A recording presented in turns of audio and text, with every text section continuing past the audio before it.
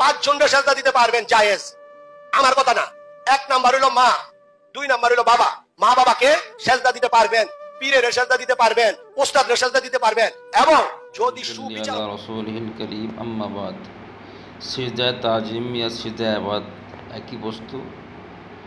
সিজদা তাজিম আর সিজদা ইবাদত আল্লাহ ছাড়া অন্যজনকে করা কুফর। মিশকাতুল মাসবিদা আছে।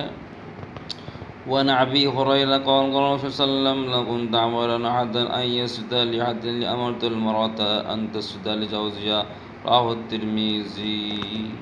নবী করিম সাল্লাম বলেন, যদি আমি কোনো সিজদা করার আদেশ করতাম তাহলে মহিলাদেরকে তার স্বামীর কাছে সিজদা করার আদেশ করতাম।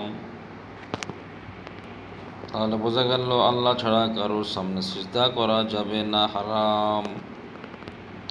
আর মূর্খ ভণ্ড পীর কয় পাঁচজন ব্যক্তির কাছে সিজদা করা যাবে। নাউজুবিল্লাহ মিন যালিক। এ সমস্ত ভণ্ড পীরের কাছ থেকে আপনারা দূরে থাকবেন।